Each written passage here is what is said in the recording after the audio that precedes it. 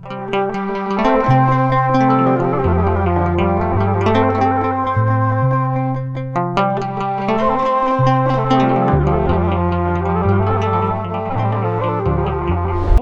ያለው ገብርኄር የሚባል ገብርኄር ማለት ነው የማቴዎስ ወንጌል ላይ እንደተመዘገበው ምዕራፍ 25 ተራ ቁጥር 14 ጀምሮ ያለው ጌታችን መድኃኒታችን ይሄም የነገረ ምጽአቱ አካል ነው። የማቴዎስ ወንጌል ምዕራፍ 25 ስለ ነገረ ምጽአቱ ነው የሚያወራው። 3 ክፍሎች አሉት። ሶስቱን ክፍሎች ስለ ክርስቶስ መምጣት የሚናገሩ ናቸው። ይሄኛው ተራ ቁጥር 14 ላይ ያለው ሲመጣ ሊሆን የሚችለውን ነገር በምሳሌ ያስረው። 3 ሰዎች አንድ ሀብት ያለው ሰው 3 ሰዎችን ጠርቶ ለእያንዳንዳቸው የሚችሉትን እንደ የአቅማቸውን ስለሚያውቅ በየአቅማቸው ነግደው የሚያተርፉበት ገንዘብ እንደሰጣቸውና 2ቱ ነግደው አትርፈው መጥተው እንደተመሰገኑ አንዱ ግን የተሰጠውን ተልእኮ በአግባቡ ያልተወጣ በመሆኑ ቅጣት እንደደረሰበት ይሄም ማለት ሰምና ወርቅ ወንጌል ይባላል።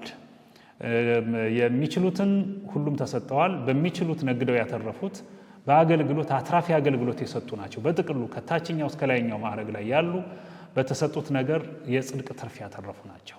የተሰጠውን ነገር የቀበረው ግን የተሰጠውን ነገር ለጽድቅ አገልግሎት ያላዋለ የአእምሮ ድሃ የአስተሳሰብ ድሃ የሆነ ሰው ማለት ነው። ስለዚህ በዚህ ሳምንት አትራፊ አገልጋይ አትራፊ አማኝ እንድንሆን የምንሰብክበት ሳምንት ነው ገብርኄር የሚባለው። ሌላው ኒቆ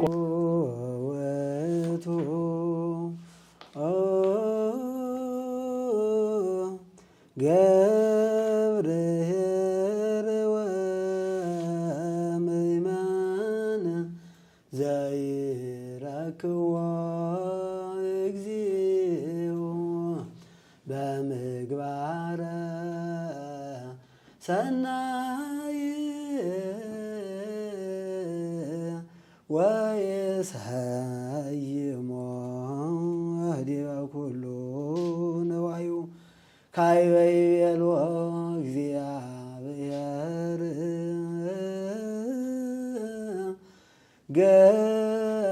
ገብርኄር ወምእመን ዘበውሁድ ምእመነ ኮንከ ዲበ ብዙኅ